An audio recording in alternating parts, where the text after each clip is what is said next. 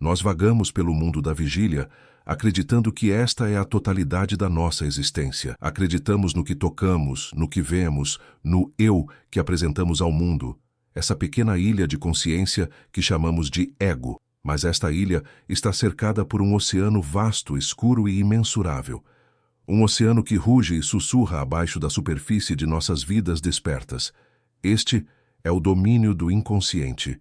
E todas as noites, sem exceção, nós mergulhamos nessas águas. O sonho não é uma fantasia trivial, um mero subproduto do cérebro adormecido, como a ciência moderna gostaria que acreditássemos. Não. O sonho é a voz desse oceano, é a mensagem direta da psique, da totalidade do seu ser, tentando comunicar-se com a pequena e frágil consciência. Mas por que ela não fala claramente? Por que essa bússola da alma se apresenta em cifras, em enigmas, em imagens que parecem absurdas ao nosso ego lógico? A resposta reside na própria natureza da verdade. A psique não lida com a lógica linear do dia. Ela lida com a experiência total. O inconsciente não pensa em palavras, ele sente em imagens. Ele se comunica através da linguagem mais antiga da humanidade, o símbolo.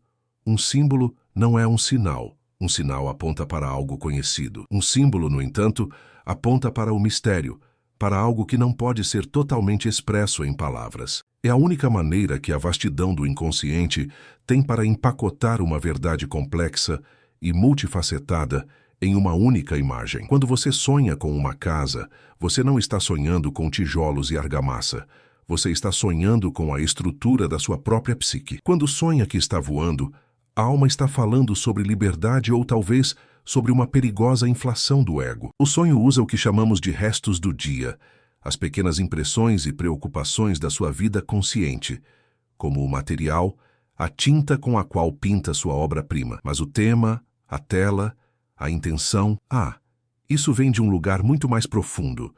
Vem do inconsciente coletivo, o repositório de toda a experiência humana. Por isso, para entender o sonho, não podemos usar a lógica da vigília. Tentar fazer isso é como tentar segurar o oceano em um copo. Devemos aprender a linguagem do crepúsculo. Devemos aprender a sentir o símbolo, a dançar com ele, a perguntar: por que esta imagem agora para mim? O sonho é a tentativa da natureza de nos curar, de nos tornar inteiros. Ignorá-lo não é apenas tolice, é um perigo para a alma. Estamos aqui para decifrar essa bússola não com um dicionário, mas com reverência. Se esta jornada para dentro de si mesmo já ressoa com você, considere se inscrever, pois estamos apenas começando a mapear este território desconhecido. Quando mergulhamos nesse oceano, descobrimos que não estamos sozinhos. As águas estão repletas de formas, de entidades, de energias primordiais. Essas não são criações pessoais, são os padrões universais da experiência humana, gravados na própria estrutura da psique. Eu os chamo de arquétipos.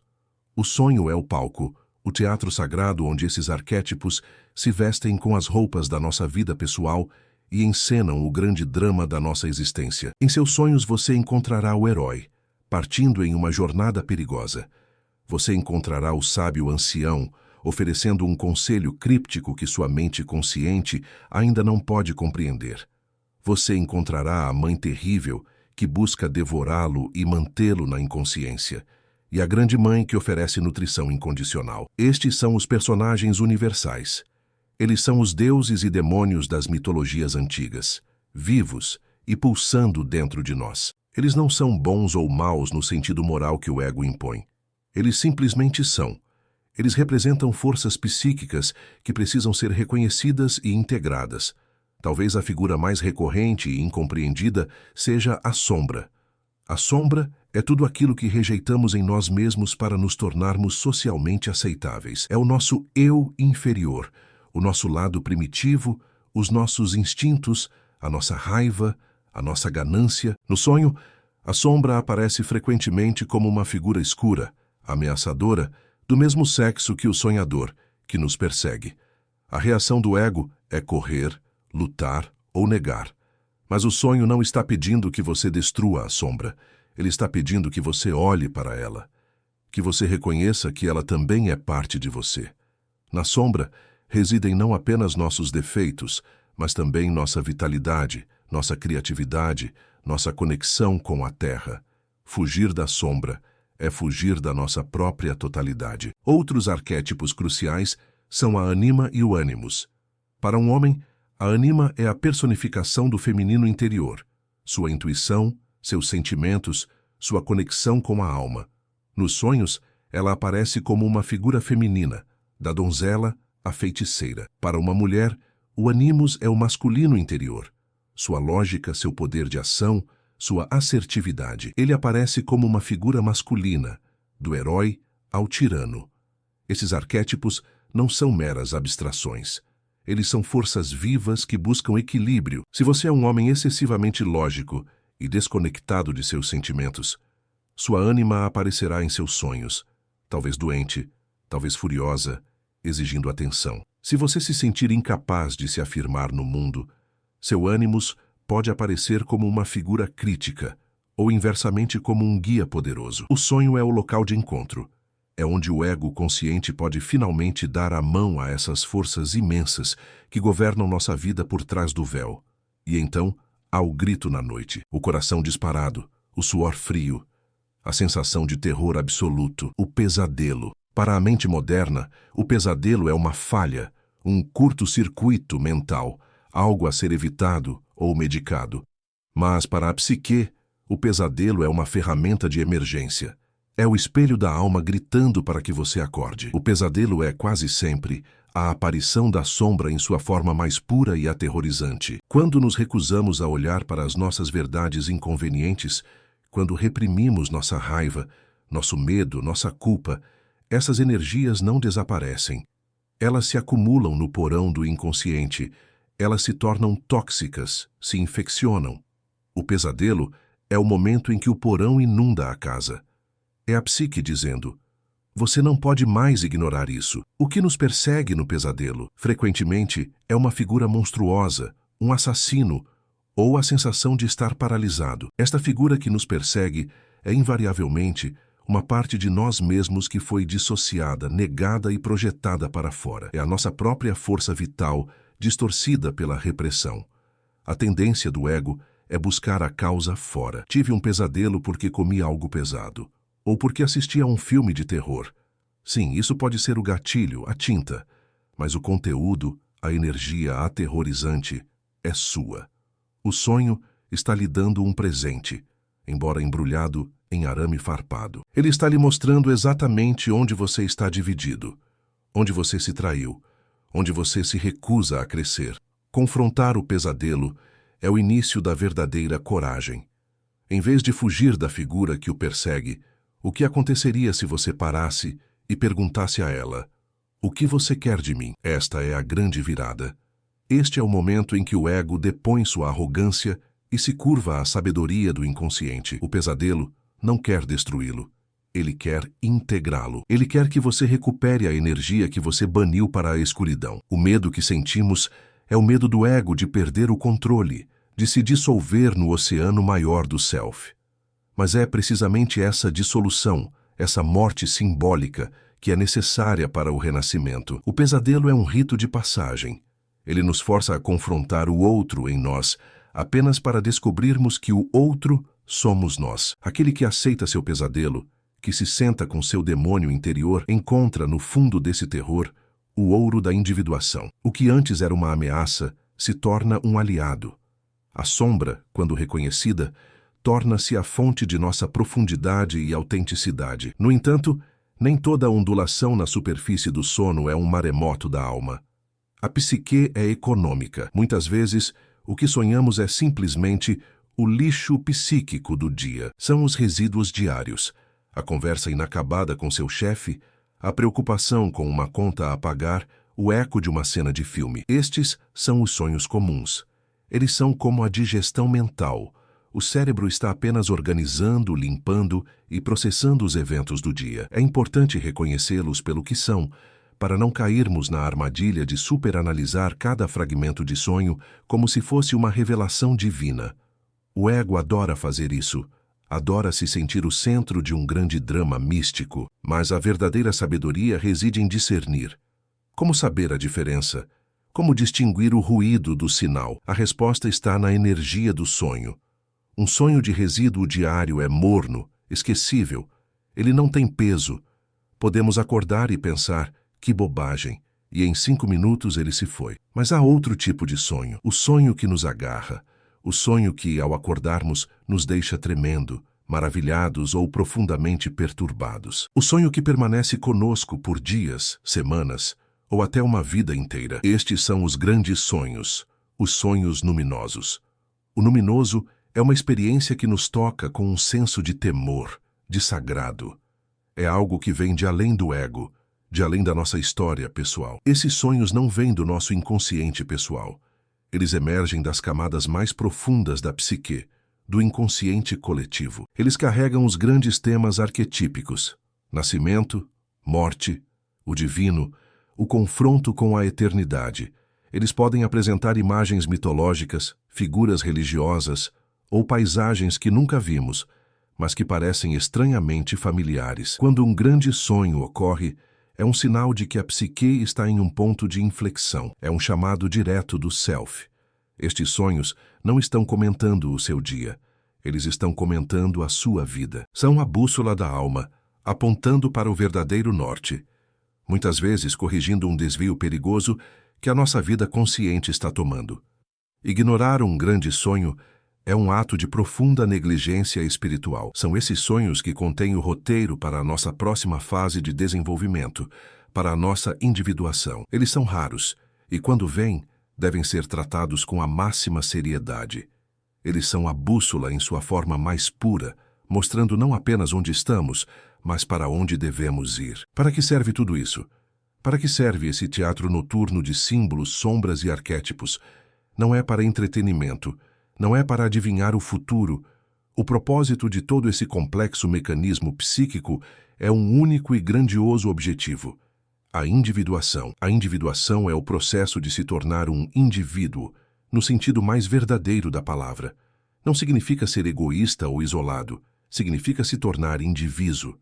Significa tornar-se quem você realmente é, em sua totalidade. É a jornada para realizar o self, o eu completo, que abrange tanto o consciente quanto o inconsciente.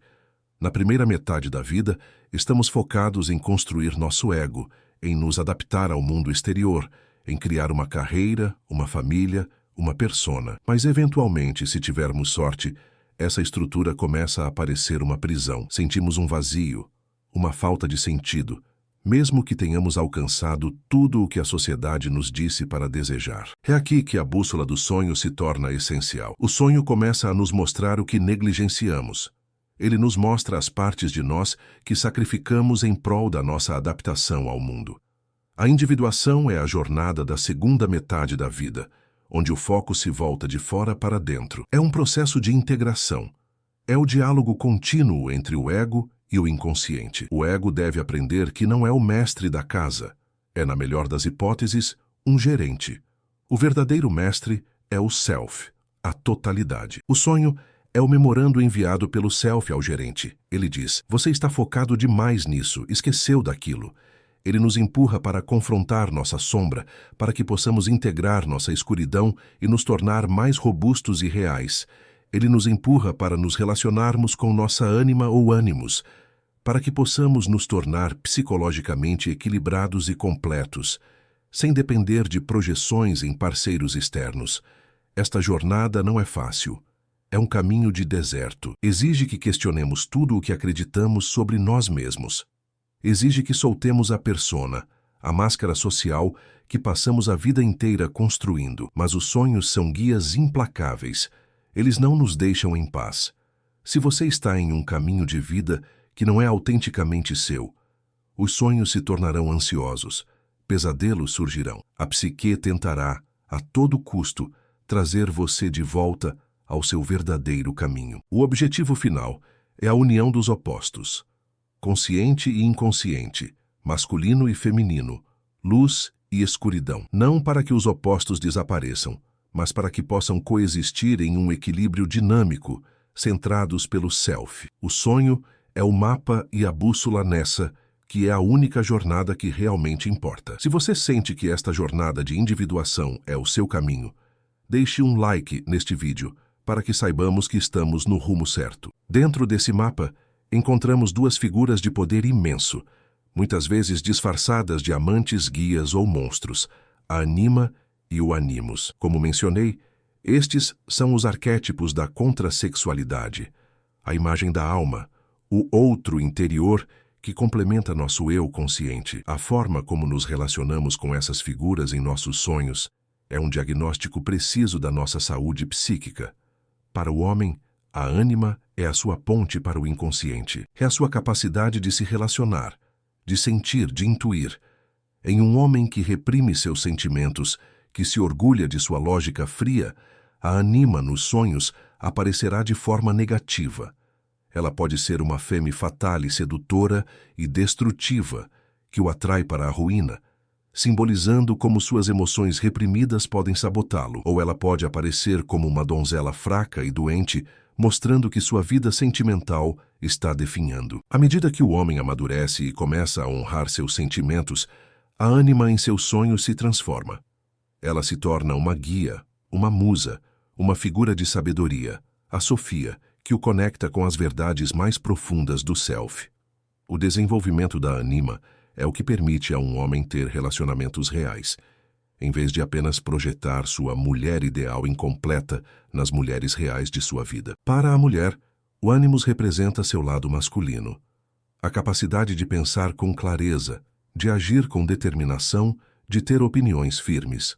Em uma mulher que foi ensinada a ser passiva e a não ter voz, o ânimos aparece nos sonhos de forma negativa. Ele pode ser um grupo de juízes críticos que a condenam, ou um amante brutal e dominador, simbolizando como ela é tiranizada por suas próprias opiniões internas não examinadas, ou por sua submissão ao masculino exterior. Ela projeta esse ânimos negativo em figuras de autoridade ou em parceiros, sentindo-se constantemente diminuída. À medida que a mulher desenvolve seu ânimos, aprendendo a usar sua própria mente e a encontrar sua própria voz, a figura no sonho se transforma. O ânimos deixa de ser um tirano e se torna um parceiro interior, um aliado que lhe dá coragem, clareza intelectual e a capacidade de manifestar suas ideias no mundo. O diálogo com a anima e o animus é o casamento sagrado interior, a conjunktio dos alquimistas.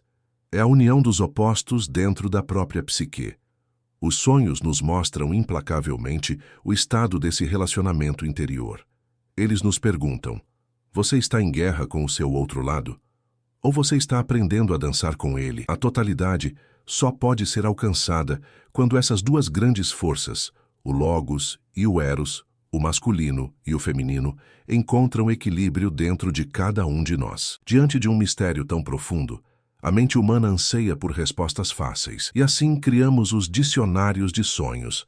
Sonhar com cobra significa traição. Sonhar com dentes caindo significa ansiedade financeira. Que conforto, que simplicidade e que perigo.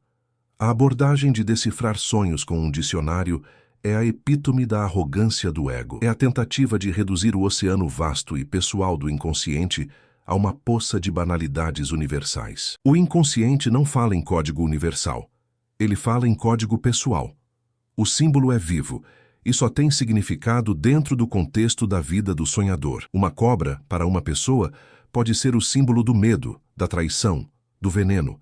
Mas para outra, que talvez tenha uma conexão diferente com a natureza ou com a mitologia, a cobra pode ser um símbolo de cura, de renascimento, trocando de pele, de sabedoria, o símbolo de Esculápio. Um dente caindo pode ser ansiedade, sim, ou pode ser sobre a perda da capacidade de agarrar a vida, ou sobre uma transição, como a perda dos dentes de leite, ou sobre uma agressão reprimida, os dentes como armas.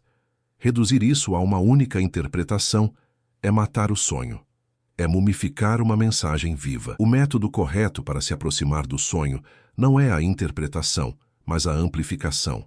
Quando um símbolo aparece em seu sonho, digamos, uma águia, não corremos para um livro. Nós nos sentamos com o símbolo, fazemos perguntas. O que a águia significa para você? Qual é a sua conexão pessoal com ela?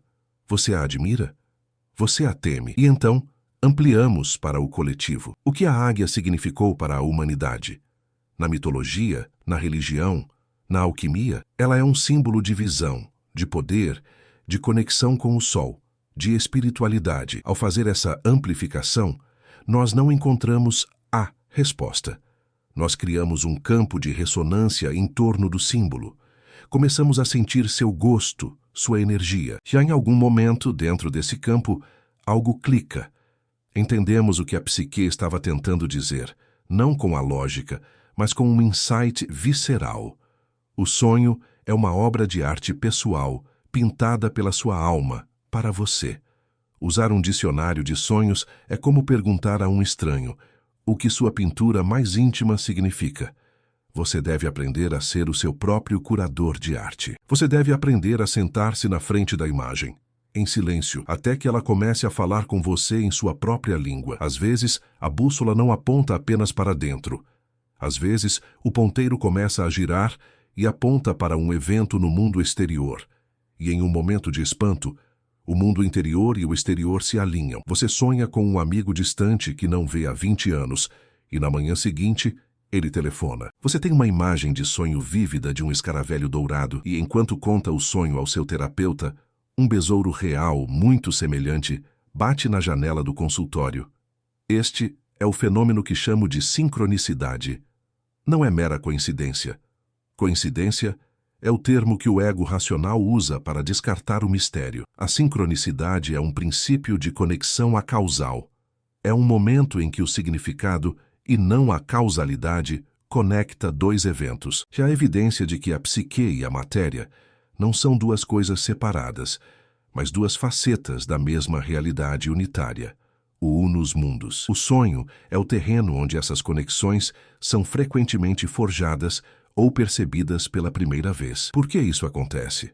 Porque no nível profundo do inconsciente coletivo, não estamos separados uns dos outros, nem do mundo ao nosso redor. O inconsciente não está dentro da sua cabeça. Você é que está dentro do inconsciente. Ele é um campo que permeia tudo. A sincronicidade ocorre quando um arquétipo é ativado.